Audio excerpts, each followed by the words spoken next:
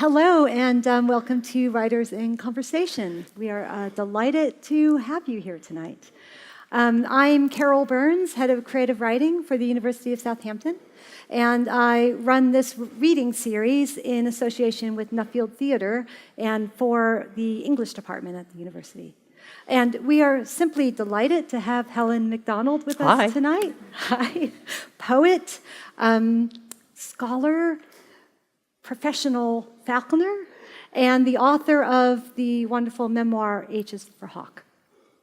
It's always a little unclear to me whether it is Helen herself or her hawk, Mabel, that has most captured the hearts of the readers of H is for Hawk. Oh, Mabel, definitely. I don't know, I think it's a little both. And the book is just such an astonishing mix of science and memoir, fact and emotion, told with a poet's ear for language and a storyteller's sense of drama. The New York Times, in its review, and the New York Times named it one of the top 10 books of 2015, said, Helen Macdonald renders an indelible impression of a raptor's fierce essence and her own, with words that mimic feathers, so impossibly pretty we don't notice their astonishing engineering. Helen, as well as an author, is an affiliated research scholar at the Department of History and Philosophy of Science at the University of Cambridge. Over the years, she's worked as a research fellow at Jesus College, Cambridge, has assisted with the management of raptor research and conservation projects across Eurasia, and bred hunting falcons for Arab royalty. I was also a shepherd for a while. I was really bad at that. I'm never doing that again. So H is for Hawk won the Samuel Johnson Prize in 2014, as well as the overall Costa Prize, and it's been published in over 20 countries. We're thrilled to have her with us tonight. Wow, thank you for that lovely introduction. Thank you very much. Thanks for coming along. And you're going to start with a reading. I am. I first want to say this is the most amazing set. I feel a bit like this is back at the my bad old student years, kind of. I feel like I'm in a nightclub. It's brilliant. I love it. Cool. So if you haven't read the book, I'm sure most of you have or have heard of it. Basically, it tells a story of how after my father's sudden death in 2007, I decided I would deal with my grief by training a goshawk. I don't recommend this generally as a way of dealing with grief, but it was what I did, and I ended up writing about it. And the book is both about that experience, and also it's a kind of mini biography of the writer T.H. White, who also tried to train a goshawk in the 1930s and made quite a bad job of it for reasons that I go into in the book. So I'm going to just read a little bit here about 10 minutes about what it was like to pick up a captive-bred goshawk from a quayside in Scotland, an experience that I suspect no one else here has ever had. Tomorrow, I thought, I'm meeting a man I don't know off the Belfast ferry, and I'm going to hand him this envelope full of paper in exchange for a box containing a goshawk. It seemed the unlikeliest thing imaginable. The goshawk I was about to collect had been bred in an aviary near Belfast. Now, breeding goshawks isn't for the faint-hearted. I've had friends who've tried it and shaken their heads after only one season, scratching their newly greyed hair in a sort of post-traumatic stupor. Never again, they say, ever. Most stressful thing I've ever done. Try it and you discover there's a very fine line between goshawk sexual excitement and terrible mortal violence. You have to watch your hawks constantly, monitor their behavior, ready yourself for intervention. It's no good just putting a couple of goshawks in an aviary and leaving them to it. More often than not, a female will kill her mate. So instead, you house them in separate but adjoining solid-walled aviaries with a barred hatch between the two, through which the pair can see each other. And as winter turns to spring, they conduct their courtship like Pyramus and Thisbe through the gap in the wall, calling, displaying, dropping their powder blue wings and fluffing their white undertail coverts that look for all the world like a pair of capacious marabou bloomers. And only when the female seems ready, a piece of fine judgment that does not admit error, do you let the male into the chamber. If all goes well, they mate, lay eggs, and a new generation of homebred goshawks, downy white chicks with bleary eyes and tiny talons, enters the world. I'd never met the breeder of my new hawk, but I knew already he was a man of steel nerves and superhuman patience. Time passed on the Scottish quay and brightness moved in from the sea. And then a man was walking towards us, holding 2 enormous cardboard boxes like a couple of oversized suitcases. But strangely alien suitcases that didn't seem to obey the laws of physics, because as he walked, they moved unpredictably, in concert neither with his steps nor with gravity. Whatever is in them is moving, I thought, with a little thump of my heart. He set the box. I have a terrible. I can't help but act it out. I think it's being on stage. Probably pretty soon I'll start flapping my arms and everything. I'm sorry about that. He set the boxes down, ran his hand through his hair. I'm meeting another falconer in a bit, he said. He's having the younger bird. Yours is the older, bigger too.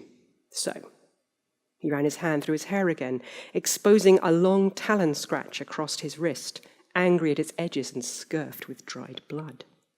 We'll check the ring numbers against the Article 10s, he explained, pulling a sheaf of yellow paper from the rucksack and unfolding 2 of the official forms that accompany captive-bred rare birds throughout their lives. We don't want you going home with the wrong bird. We noted the numbers. We stared down at the boxes, at their parcel tape handles, their doors of thin plywood and hinges of carefully tied string.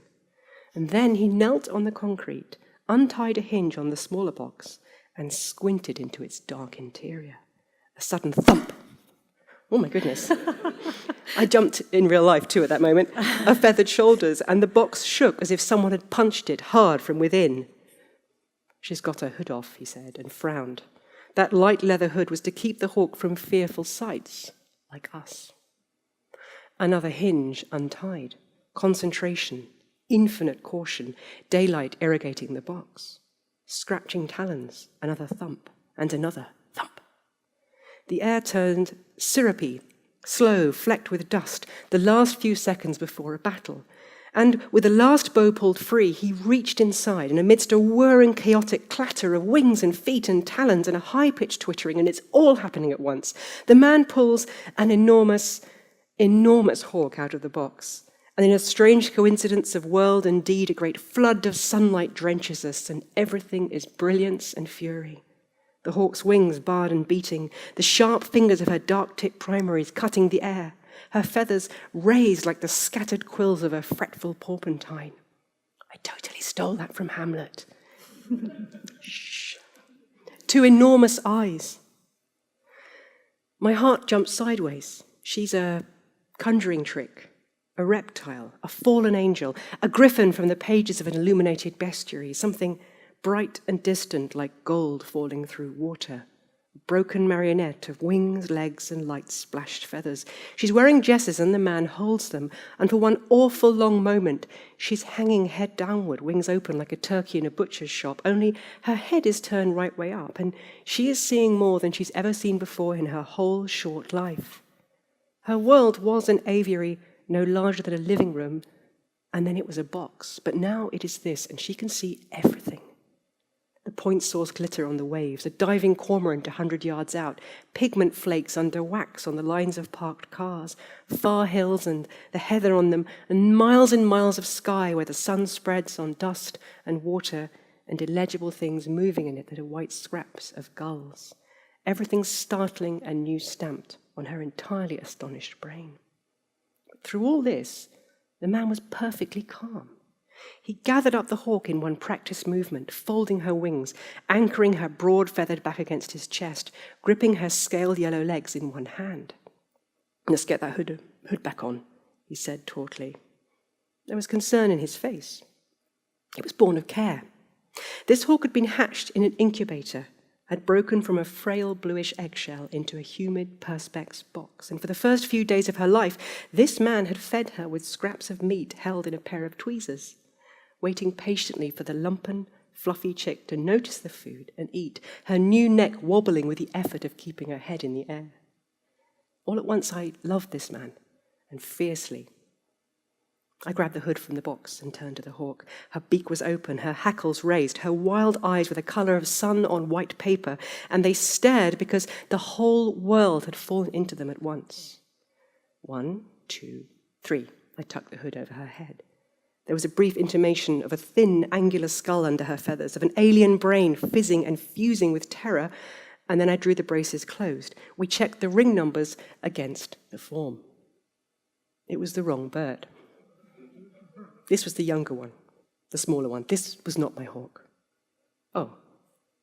So we put her back and opened the other box, which was meant to hold the larger, older bird. And dear God, it did.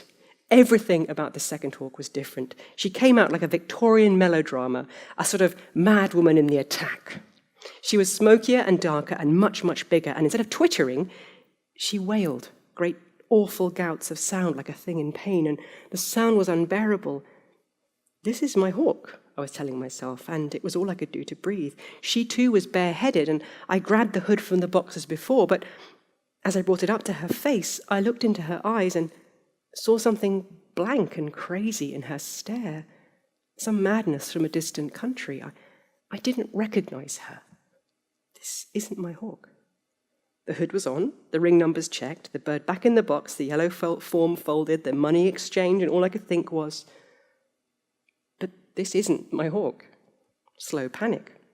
I knew what I had to say, and it was a monstrous breach of etiquette. This is really awkward, I began, but I really like the first one. Do you think there's any chance I could take that one instead? I tailed off. His eyebrows were raised. I started again, saying stupider things. I'm sure the other falconer would like the larger bird.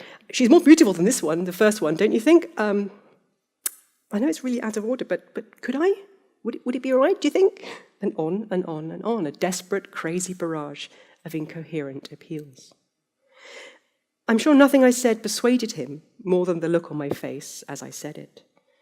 The tall, white-faced woman with wind-wrecked hair and exhausted eyes was pleading with him on a quayside, hands held out as if she were in a seaside production of Medea.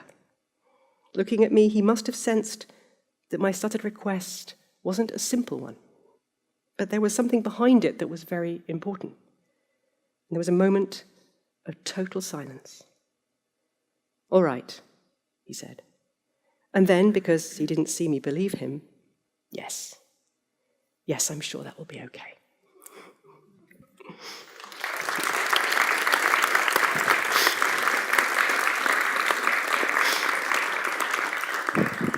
That whole trip, oh my goodness, honestly, driving 7 hours with an infinitely precious hawk in a box in the back of the car is the most stressful driving one can imagine. But what a fabulous entrance for Mabel. I mean, that must be one of the best character entrances in literature. I mean, it's just so incredible that. Well, I wanted it to be theatrical. What happens in that scene is, I don't like to kind of explain what the effects I was trying to do in that scene, but all those kind of bits of purple prose there, I was faced with this extraordinary beast, and I try and explain what it was like over and over again in that passage and fail every single time. And then there's a bit where I try to do this little movement in the text that is meant to mimic what happens with the rest of the book. So in the rest of the book, as you know, I go a bit bonkers this year, and I basically try and become a hawk, and I try and see through her eyes. And what I did in that passage was somehow sort of try and make it that, without even realizing it suddenly, you're looking at the world through her eyes rather than mine. Mm-hmm. It was fun to write. It was easy to write about the hawk, actually. It was much harder to write about me in this book. The hawk was easy. One of the things I was wondering as I was reading it was when did you realize this was a book? At one point, because I can't imagine that you know. It's true. As I was doing it, I didn't think, I know this would be a great book. No. That's a really interesting question. Towards the end of that year, I realized that what was happening was a story, and it was a story that was a lot bigger and older than me. It was I really do think that some of those old stories do get told through us, and this was a kind of trip to the underworld and back, really. It was after you lose someone that you love very much, I think everyone falls off the world for a bit and then finds their way back changed. It's an old story. And I sort of began to realize that towards the end of the year, but I didn't think I'd write a book about it. And it took about 5 years before there was enough distance between the person I'd been then and the person I then was, a much more cheerful person, for me to think, I'm going to try and write this down. Yeah, so it took a while. Wow. And did you Did you keep a journal at that time? Because, wow, you have a lot of detail about your daily life. Yeah, I did. It's really weird. I did keep I started writing after my father died quite a lot, and I think, again, something that other people do. You try and write to kind of conjure the world back into existence, because nothing makes sense anymore. You don't really know who you are. And then when I had a hawk, I started writing about the hawk as well, because the world had a hawk in it. But oddly enough, I didn't really refer to those notes very much when I was writing, because something very strange happened that year. My recall is crystalline. I have a terrible memory. I can't remember what I did last week. I mean, I really do have a bad memory. What am I doing here? But I don't know whether it was a symptom of grief or whatever, but I remember things so clearly. I remember, sitting in a rainstorm under a yew tree with Mabel, and I remember individual drops of rain coming down her head and running down her chest onto leaves, and I remember even the patterns of the leaves on the ground. It's really strange and out of my experience, and part of me worries that if I'm going to write another book, what am I going to do? I need another tragedy in my life to to be able to remember anything. But it is very odd. But again, I think that was probably something to do with that grief that helped that happen. And so you had the story of the grief over your father's death, and then Mabel, which you seem to connect at the time, perhaps a little bit. So when did you then draw in T.H. White's story with his goshawk? Yeah, he wasn't going to be so much in the book when I thought of it. If you read it, his story really woven through mine. And but I did think of him a lot at the time. When I was a very small child, I was, this is a very emotionally open book. I was very non-English when I wrote it. Even in California, they were like, spit California in this book, isn't it? You put it all out there.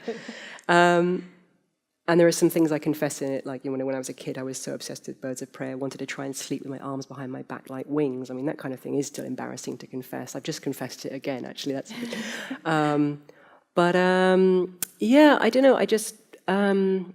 I read this book when I was small about someone training a goshawk, and I didn't understand why the author had written it. He didn't know what he was doing. He was cruel to this bird. He mistreated it. And I hated this book. I hated it so much. But even then I realized that it was a book about someone who was running away from something bad to train a goshawk. And I think deep down some part of me remembered that when my dad died and thought, I know, what do you do when things are bad? You train a goshawk. What was I thinking? And I thought about him as I was training Mabel, because I thought, why would someone do this? But it wasn't until I went to Texas as I was writing the book and started to read through T.H. White's unpublished journals and letters and scrapbooks. If any of you here haven't read, he wrote The Sword and the Stone and The Once and Future King, those great retellings of the Arthurian legend for the 20th century. And he was a very, very sad man. He basically was abused as a child by his parents, who were a very violent and loveless childhood in India. Got sent to prep school when he was tiny, got mistreated there, and he was gay. Not a brilliant thing to be if you were born in 1906. Not brilliant to be now, still in many parts of the world, and today, here even, you still get hassle.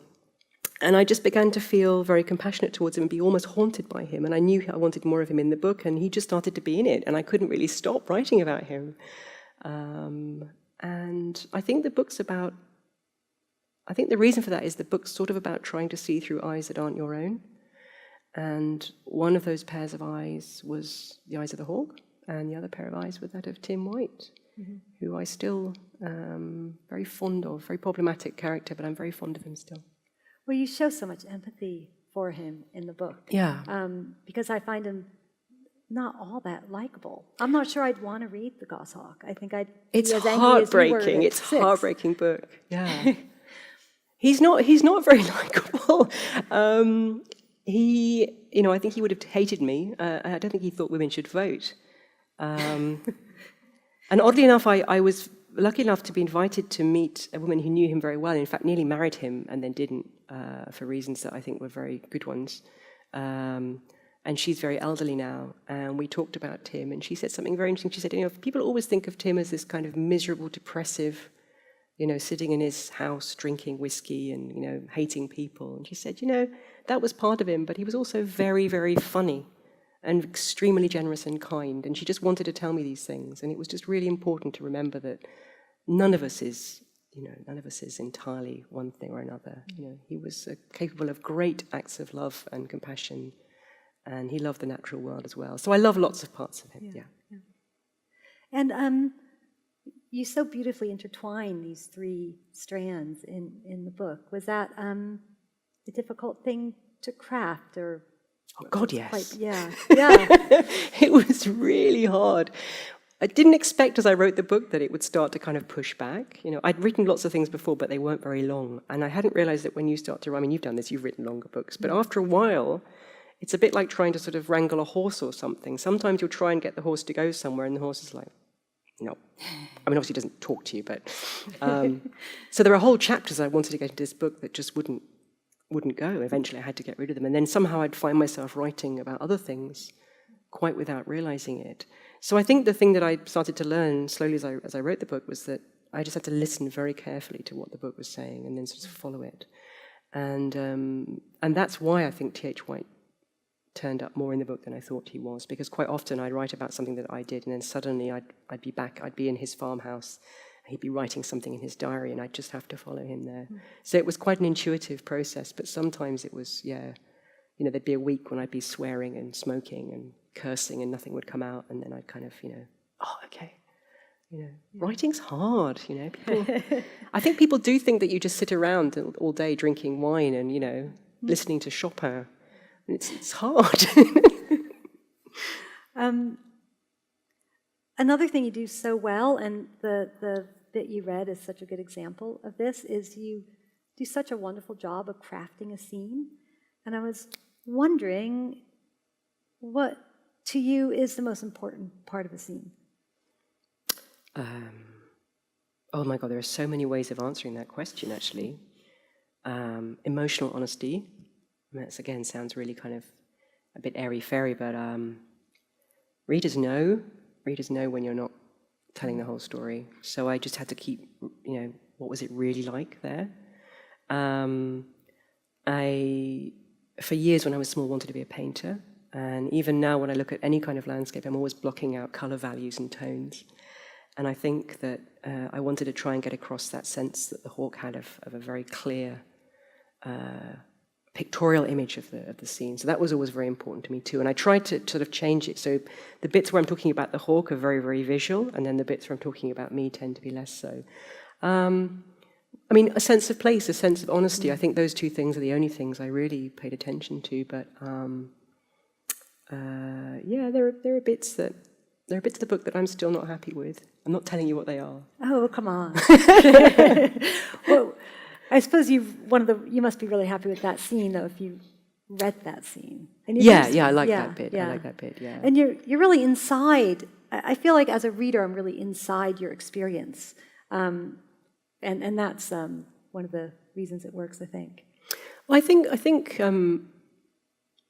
it's funny, actually. Someone once asked me, who was your audience when you were writing this book? And I just started laughing. I was like, I didn't think anyone would read it, so I didn't know there was going to be an audience. It's been a bit of a shock, to be honest.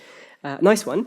And I thought about that a lot. And I thought, who was I writing for? And then I slowly began to realize that I do have a reader in my mind when I write this book. And it's the twin brother that I lost at birth. I write about him in the book, and I didn't really think about that until later. So it's kind of a sort of imagined other half of me that's gone. Gosh, that sounds terribly sort of self-involved, doesn't it? But it's like trying to explain things to someone who was there and is no longer there, which fits really well with the sort of loss theme of the book, I guess. Yeah. Mm-hmm. That sounds really weird, doesn't it? I've never told anyone else that apart from someone individually, so sorry, excellent. Audience. No, excellent. We got you to say something. Oh my God, you've got cards with questions on. This is so efficient. The last time I had a floppy piece of paper. I feel like I'm in a game show. It's ridiculous. Amazing. That's right. The right Jeopardy. Answers are here. The right answers are exactly. here.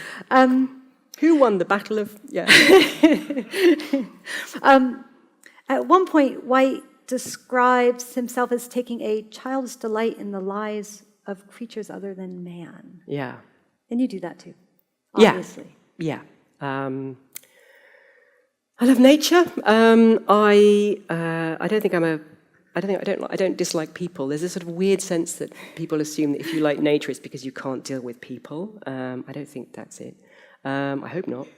I I do think there's something really fascinating about looking at the ways in which we as, particular cultures, particular parts of different cultures, view the natural world, and how we use it as a mirror of our own needs, of our own cultures, or the ways we think about the world.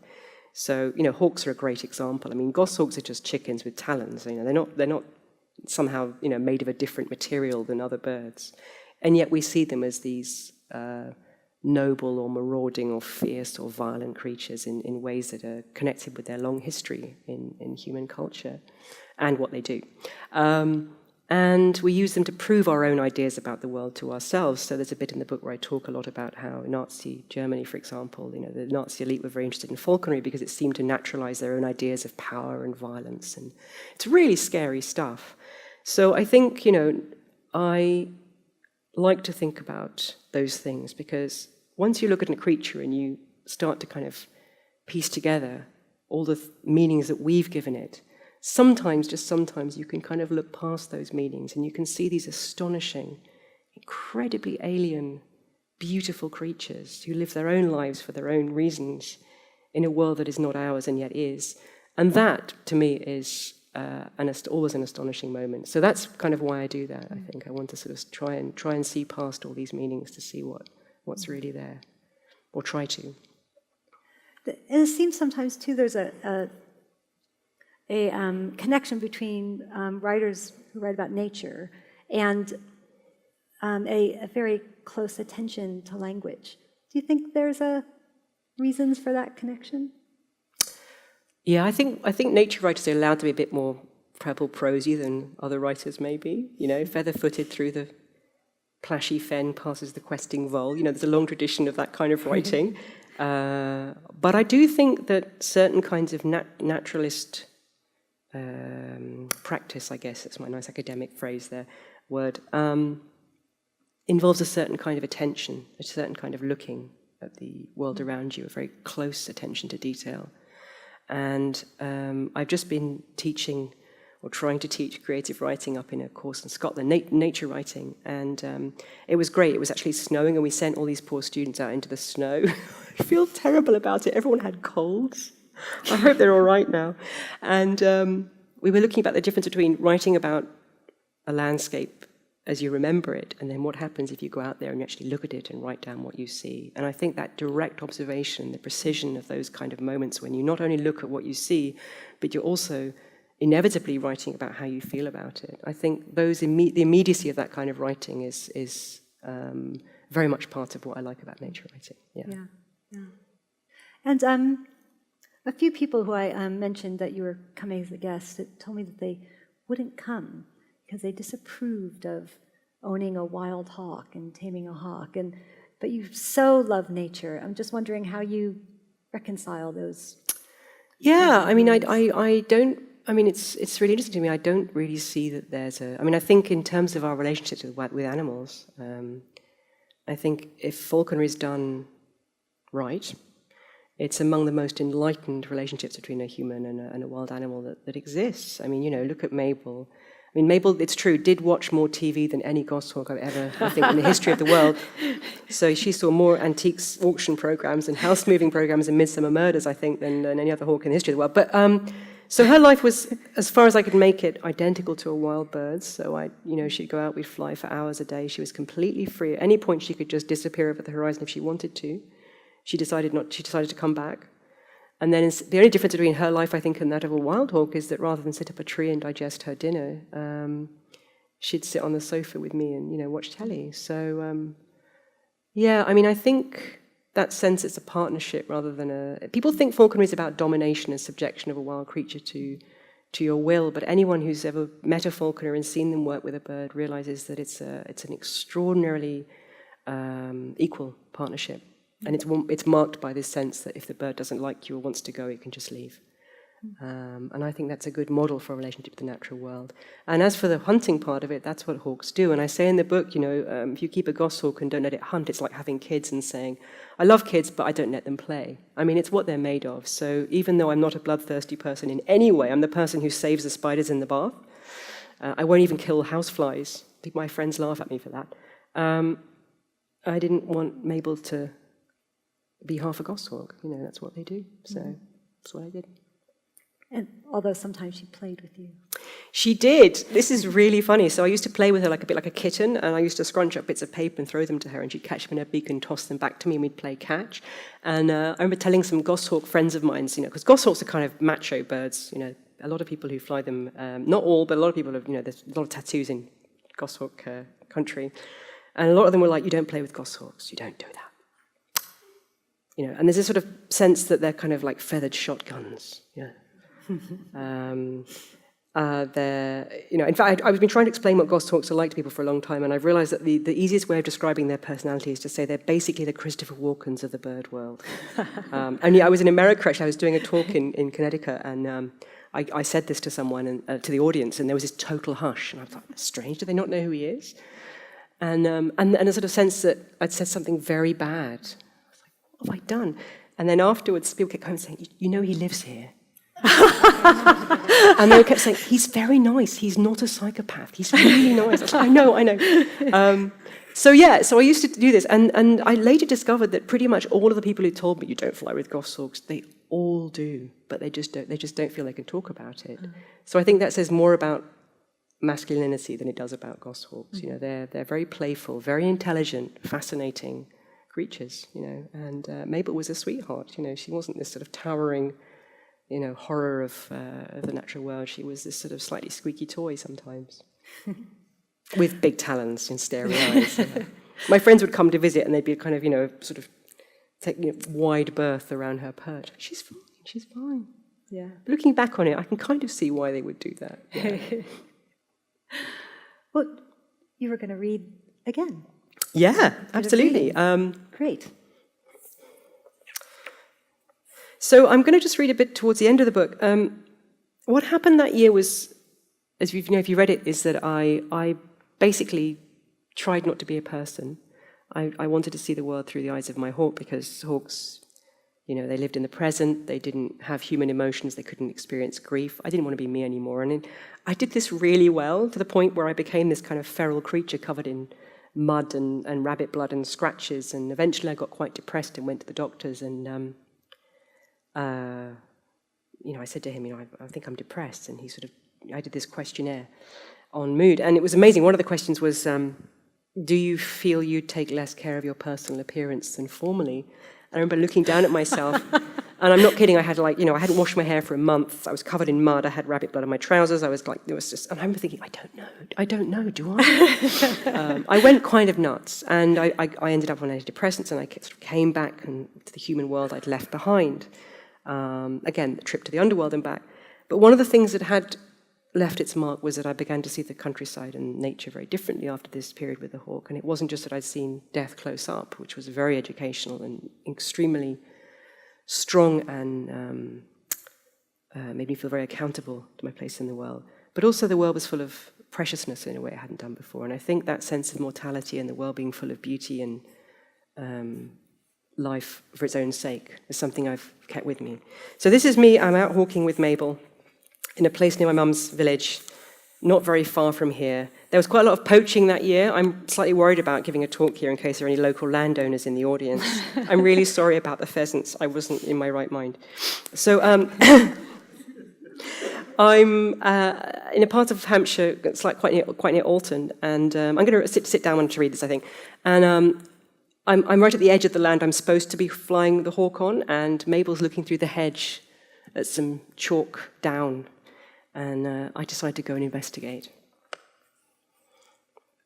I'm standing on the far side of my familiar hedge, looking at this terra incognita that is the grand 20th century conjuration of our mythical English past. Chalk landscapes, Whenever you see a calendar of old Britain, it's always Stonehenge or Avebury or something like that. Beachy Head. So that's what I was thinking about. I walk out of the cover crop to where the thin, stony soil is exposed, so thick with chalk it's like white paste, hair, roots and flints spotted with rain, tiny buttons of stone in impasto. The land falls away at my feet into a dry valley, a basin the size of a village, one beech copse hanging grey from its left-hand slope. It's a field of 1 million tiny tillers, little shoots of wheat. They give the chalky earth a furry tint, like walking like algae on a cliff face. Even in this dark, watery light, the valley shines palely. And I see what Mabel has seen. About 100 yards in front of us, crouched in its form, is a big brown hare, black-tipped ears laid to its ginger back. But there's more, much more here. Down at the bottom of the valley where the river would be, where there's water, is a herd of 30 fallow deer. They're the colour of moleskin on their backs, shading to pale grey underneath. They're tight clustered, quivering with indecision. They're watching me. 30 upraised heads. The herd is delicate and powerful, and it's waiting to see what I will do. I can't resist the urge that takes hold of me then, as usual. I hold on to Mabel, who's watching them too, and like a woman possessed, I walk towards them with that strange disconnect between head and feet you feel when walking downhill. I'm technically trespassing again, but I can't help it. I want to get closer. And as I do, the pressure of my impending arrival pushes single deer off to the right, and they walk and then canter in a long line along the bottom of the valley and up to the wood at the far edge of the field a good half-mile away. They are bewitching. Mabel's watching them. She's ignoring the hare. The deer in procession resemble charcoal cave paintings rendered manifest. Art's magic working backwards. The chalk behind them bone. And now the hare runs too. The hare runs in the opposite direction to the deer. The animals run, and the landscape seems then to be parting in front of me. Deer one way, hare the other, and now they're quite gone. The hare to the field margin at the top of the hill to my left, the deer into the wood at the top of the hill to my right. There's nothing before me now but wind and chalk and wheat. Nothing. The hawk rouses again and begins to preen her covert feathers. The running deer and the running hare, legacies of trade and invasion, farming, hunting and settlement. Hares were introduced, it's thought, by the Romans. Fallow deer certainly were, and pheasants too brought in their burnished hordes from Asia Minor. The partridges on this ground were originally from France, and the ones I see here were hatched in game farm forced air incubators. The squirrel and the sweet chestnut, North America. Rabbits, medieval introductions, but felt, meat, fur, feather from all corners, but possessing the ground all the same. So I'm continuing to go hawking with her.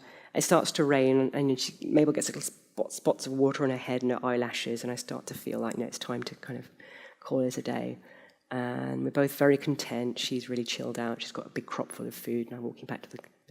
And we meet this lovely couple from the village, my mum's village, and we have this lovely conversation.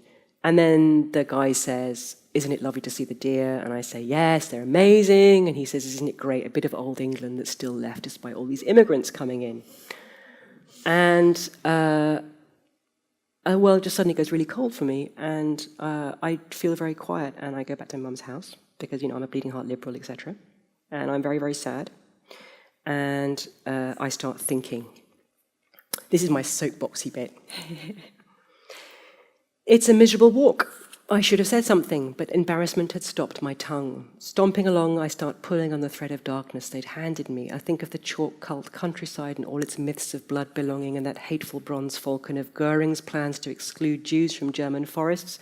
I think of the Finnish goshawks that make the Brecklands home in Suffolk, and of my grandfather born on the Western Isles, who spoke nothing but Gaelic until he was 10, and the Lithuanian builder I'd met collecting mushrooms in a wood, who asked me, bewildered, why no one he'd met in England knew which mushrooms were edible and which were not. I think of all the complicated histories that landscapes have, and how easy it is to wipe them away, put easier, safer histories in their place. Old England is an imaginary place, a landscape built from words, woodcuts, films, paintings, picturesque engravings. It is a place imagined by people, and people do not live very long or look very hard. We are very bad at scale. The things that live in the soil are too small to care about. Climate change too large to imagine. We're bad at time, too. We cannot remember what lived here before we did. We cannot love what is not. Nor can we imagine what will be different when we are dead. We live out our 70 and tie our knots and lines only to ourselves. We take solace in pictures and we wipe the hills of history. History and life too. It might resemble old England here, but it is not anything like the country of 400 years ago, of 100 years ago. I'm nearly home now, and I'm sad and angry and fired up as hell. I wish that we would not fight for landscapes that remind us of who we think we are. I wish we would fight instead for landscapes buzzing and glowing with life in all its variousness. And I am guilty too. I'd wanted to escape history by running to my hawk. Forget myself, forget the darkness, forget Goering's hawks, forget death, forget all the things that had been before. But my flight was wrong, worse than wrong. It was dangerous. I must fight always against forgetting, I thought. And I wished I had run after that couple and explained about the deer. I wish I had stood there in the mud, in the rain, waving one hand with a hawk on the other, shouting about history and blood. I wish I hadn't, actually. I mean, I feel really bad about that, but I think that would have made my mum totally persona non grata in her village. It was a really awkward moment, you know. Lovely, lovely, lovely, lovely people. But, you know, I wanted to say, these fallow deer were introduced here, you know, a long time ago. Nothing that you see in this landscape is from, you know, where you think it is. But that was just, you know, me, so thank you. Thank you very much for a bit of soapboxing there.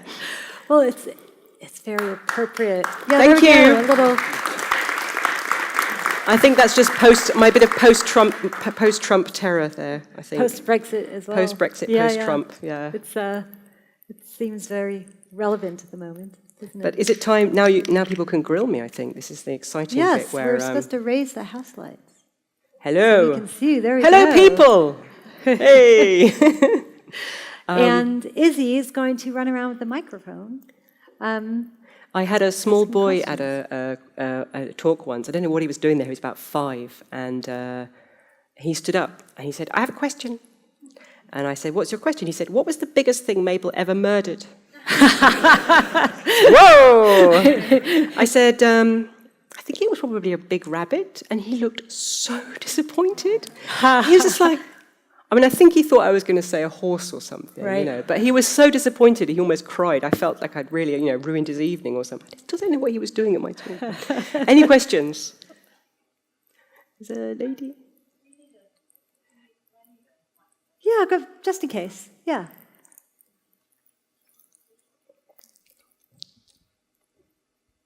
Thanks. Is that working even? Can everyone hear? I just wanted to mention on that last comment, there's a very funny sketch on YouTube by Stuart Lee, and actually it was recorded maybe, I don't know, 2, 3, 4 years ago, but it mentions of a new UKIP leader. Yes. But he talks about how immigrants have always come here, and he takes it right back to Neolithic time. It's just really funny, and I think you'll really enjoy it. So.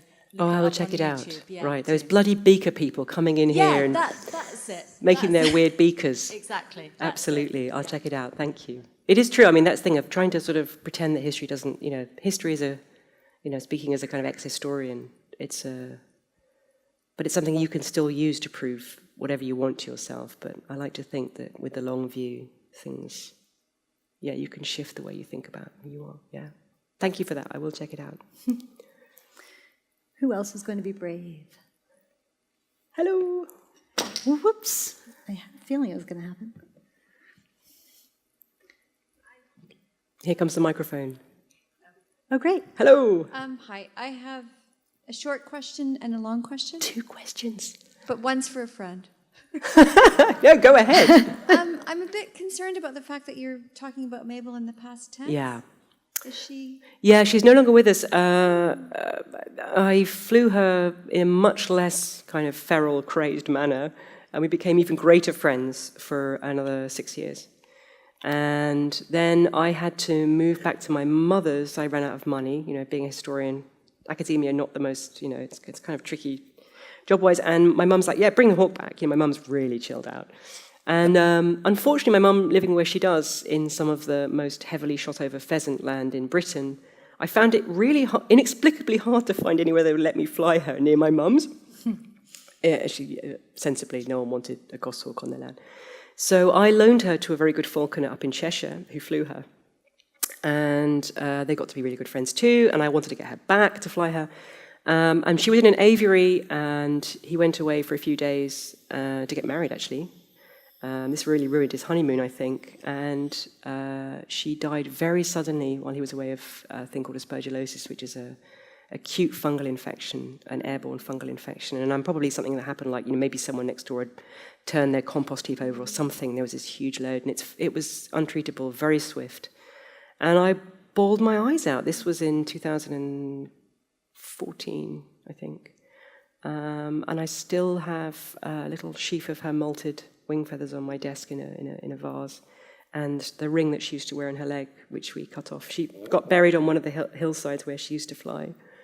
And I miss it a bit. In fact, this year, oddly enough, I trained another goshawk for a documentary called this one Lupin. And Lupin was like as unlike Mabel as you can imagine. Mabel and I loved each other. I mean, in a obviously non-romantic way. But if I was out with Mabel and she went off somewhere, she'd just sort of come back and try and find me, and I couldn't really get away from her when we were in the field. She'd always be following me and trying to land on my fist, and we'd kind of run around like a kind of couple of kids in a 1950s sort of children's book. Lupin, however, was brilliant. She's just like, you'd call her and she'd sit there, and she was twice the size of Mabel, and she'd just go, "Yeah, I know you're there. Might come, don't know. Let me think about it." She was just brilliant. So I love the fact that hawks, they're as various in their personalities as people. And Lupin, I got to really like Lupin for her utter lack of interest in me. Sorry, that was one question. What's the other? My second question is more about the writing. My friend would like to know how you went about structuring the book. Yeah. Well, falconry's got it's got an inevitable arc to it. You start off with this wild bird and you in darkened rooms, like sort of like a monkish cell. The bird is scared of you, and you're desperately keen to win the bird's trust, and it's all done through positive reinforcement. There's no punishment or horror in falconry, despite whatever T.H. White says. It's all done through gifts of steak, which works quite well with people as well, I've found. Obviously, not raw. And then that trust sort of slowly, as the weeks go by, you leave that darkened room and the world becomes brighter, and you go out and you have the bird on a long line, and eventually the bird's free, and suddenly you're on this sort of frosty hillsides, under winter skies. So there's a sort of arc which structures the book anyway. But at the same time, I was sort of going down into darkness quite rapidly at the time. So there's the two things there. And T.H. White's hawk training, although truncated because he lost his bird, sorry, spoilers. Thank God. Same arc. So in a sense, it was sort of given to me. I knew what would come next because it was a memoir, I guess. But again, it was what we were saying earlier to Carol about the actual sort of individual structuring of particular parts of the chapters. That was just done by listening very carefully to where the book wanted to go. And I know it's an incredibly unhelpful answer in some ways, but that's how it felt. It felt very much as if the story was being told through me quite often when I was writing it. Yeah. Well, there are times that the chapters are discrete chapters about T.H. White or about your father or about Mabel. And then there are chapters that are like this crescendo where all three strands come together. Was quite carefully. I tried to do that. That was quite carefully. Listen to me. It was quite carefully done. Of course, that sounds really bad. I wanted the book to have more voices in it than your normal nature writing book. I love nature writing, but I have this sort of allergy to the kind of nature writing that is basically someone taking you out into the countryside and saying, "That is a blah blah blah blah blah. Aren't you lucky to have me tell you this?" I wanted the book to have voices that weren't just mine, and I wanted the book to try and mimic what happens in grief. So I think what grief does is shatter the narratives. It shatters the stories that you tell yourself about the way the world works. And I wanted it to shatter genre in the same way. So if you have the book, it starts off with a chapter which is basically straightforward nature writing, and then there's a chapter which is it's a story of my father's death. It's grief memoir, and then there's one about T.H. White, which is literary biography. As you say, they're quite discrete. And then as the book goes on, all these different genres and voices start to sort of smash into one another and collide, and eventually it gets incredibly messy. And I did try and structure it like that. And that was quite interesting to try and do. Yeah. Who else? Yes. We got more questions? There's one right there. There's someone in the front row as well. Hello. Hello. Had you trained many goshawks or other birds before Mabel? Good question. I trained lots of birds of prey, never a goshawk. I never wanted to train one. There's a bit in the book that kind of explains why. It was the guy that said to me once, he said, what do you fly? This is the classic falconers and stroke pilots, what do you fly? And I say falcons. And falcons are very much like sort of dogs. They're very, very friendly. They have dark eyes. They're very aerial. They're like sort of, F-16s rather than kind of these frightening low-level helicopter things like goshawks. And they're very, very biddable and friendly and easy to train. And I said, falcons. And he leant across the table and said, I trained goshawks. And I said, that's nice. And he said, do you know what you do with a goshawk that isn't really, being very, he doesn't want to fly to you, whatever, it isn't behaving well, is you just let them kill things, because murder sorts their heads out. And I'm like, geez, I was frightened of them. I was frightened of not only the sense that they were these merciless killers, but that I was frightened of kind of this sense that they were the kinds of birds that only really, really hardcore falconers. Having said that, I had a very good friend of mine, Adrian, back years and years and years ago, who flew a goshawk called Katie, and both Adrian and Katie, like some of the nicest people I ever met in my whole life. I think of goshawks as non-human people now.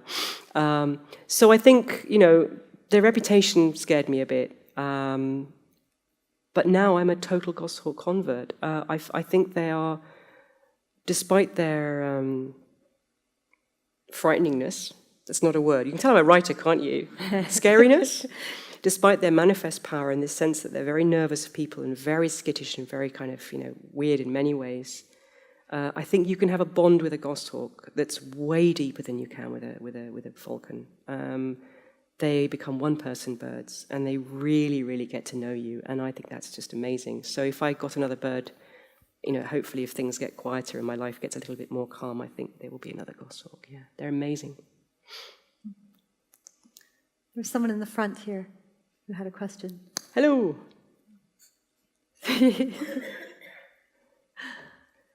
And just because you guys are over here and Izzy's over there doesn't mean, Any questions? It's like a panto, isn't it? That's right. Anyone from over there?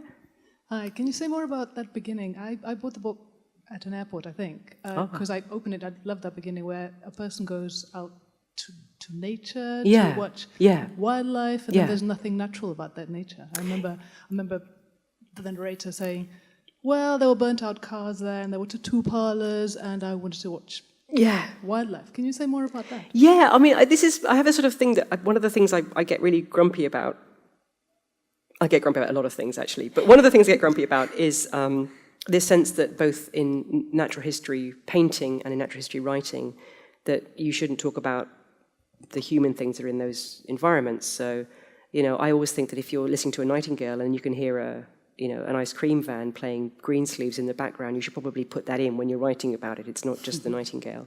This sense that we can conjure an untouched, pristine nature, I think is scary falsehood right now. It's impossible to do that now. I mean, maybe you can go to Antarctica or the middle of the desert, Atacama, but if you're in Britain, lowland Britain, there are people everywhere.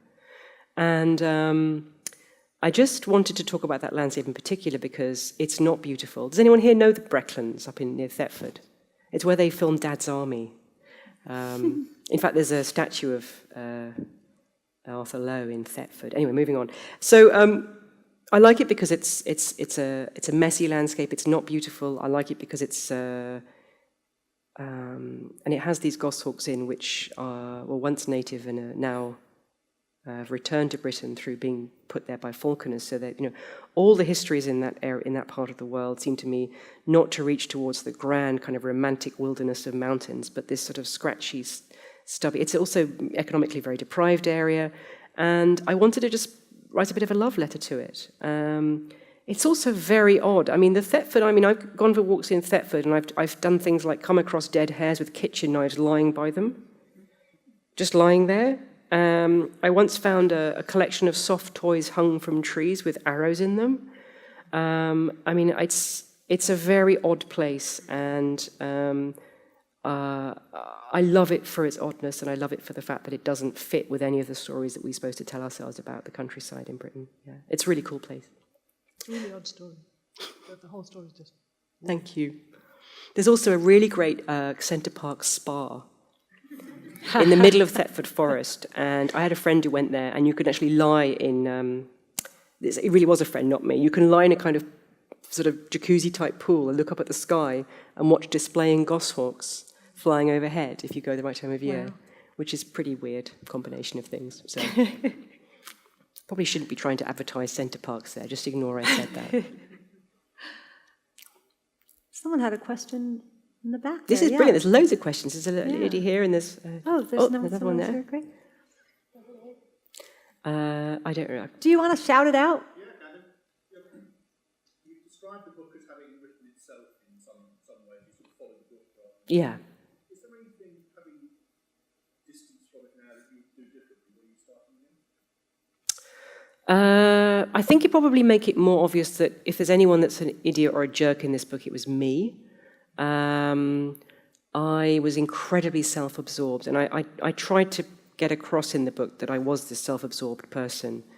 But I wish I'd made it more plain that I don't think I was very likable and was a bit ignorant to start with, and slowly came to some conclusions. I don't think I flagged that up quite as much as I'd like to have done. I made some decisions about my mum and my brother in this book as well. People sometimes say to me, why didn't you see your mum and your brother, you bastard? You left them to it. And I think that if there's anything about this book that isn't, exactly as it was, it's that I don't talk so much about my mum and my brother. I did talk to them a lot on the phone. I didn't see them very much, but I was in constant contact with them. I didn't want to tell their stories because they're still alive and they have their own stories to tell. And I kind of wish I'd made it a bit plainer somewhere that I wasn't just, sitting there in this sort of house full of raw meat and hawk poo, that there was that connection. Going back to the wider question of the actual what happened in the book, I wish I had spent more time with them. I feel that I did run away from everything that year, and I do feel I neglected them. So yeah, that's a problem. But I think I'd be probably a bit harder on myself in the book than otherwise. And also probably I'd make it, sorry, I'm going on a bit, there's a lot of things actually. There's a bit in the book where I talk about, has any of you read the J.A. Baker book, The Peregrine? It's, a classic of nature writing. And there's a bit in this book where I talk about how much I hate it because it's all about death.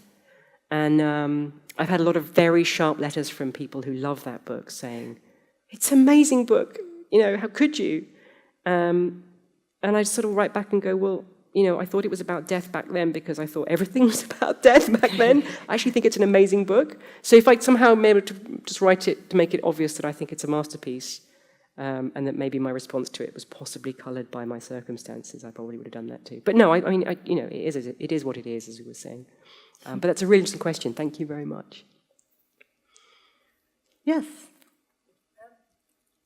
Do you think that writing the book helped you to overcome your grief, or do you think that that you had overcome your grief before you wrote it? Yeah, good question. If everyone heard that, do you think the writing the book helped you overcome your grief, or do you think your grief was already overcome by the time you wrote it? I think maybe I should just say something before I sort of talk about that. It's this sense of getting over grief as well. It's something I've heard, and many people say that you'll get over it, and I think that's a very dangerous way of thinking about grief. I think you must never get over grief. You just it's very hard to say this actually. You just become a new person that can actually bear holding that grief within you. It becomes a bearable thing to carry. But having said that, I did think I was over it when I wrote the book. I felt that I'd done all that, grief work, as they say.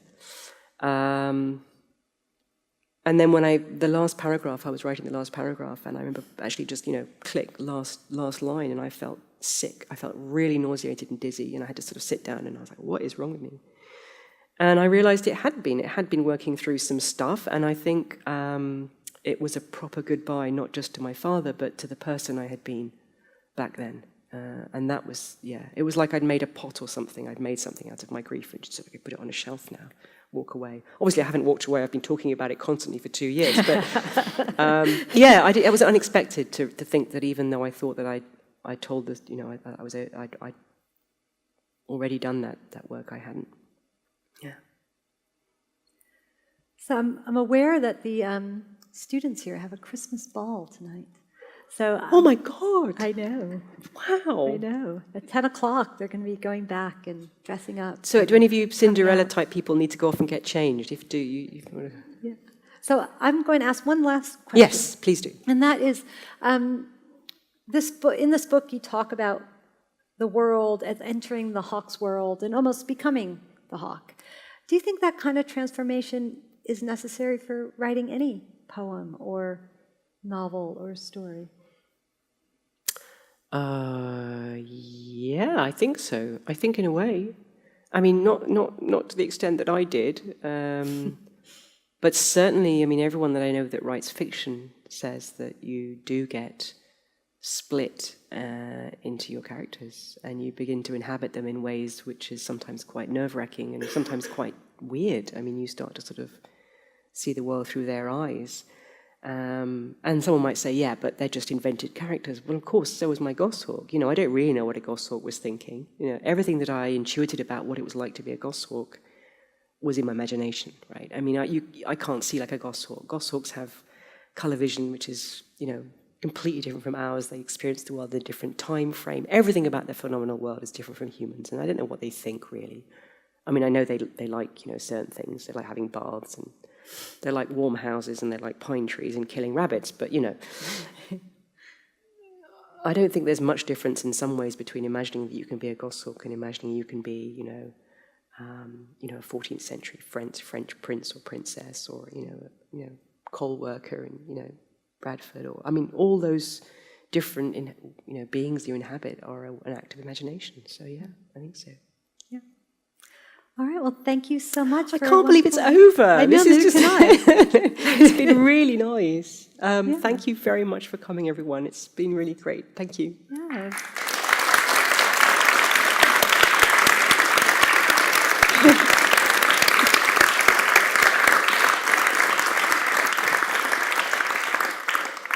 My last card, of course, I don't think I need it, but thank you all so much for coming tonight. It's been really wonderful having you here. And I want to take this opportunity to tell you about next semester's Writers in Conversation. And so we have on January 30th, Tyler Keevil, a prize-winning novelist and short story writer from Canada who now lives in Wales. He'll read from his beautiful book, Bird Inlet. February 12th, we'll have our own Evan Placey, a playwright from London, and a lecturer with us here in Southampton. He's going to have some members of the NST Youth Theatre read from his play Consensual. And in fact, that play is being performed here in full in January. And then finally, on March 12th, we'll have Claire Fuller from Winchester, who was the winner of the 2015 Desmond Elliott Prize for her first novel, Our Endless Numbered Days.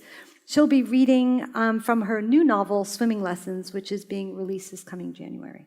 Cool. Yeah, it's be really wonderful. So Helen is very, very happy to sign books, and I think they're going to be by the entrance. So you can bring books that you already have read. And October Books is selling books outside. I know I'm going to be buying one for my sister and mailing it to America for Christmas. Oh, bless. So maybe oh my God, I can get do Christmas something presents. similar. What a cheerful Christmas I present know. to get someone. But thank you all again, and thank you once more. Thank Helen. you. It's been really wonderful. See you out there. Thank you very much.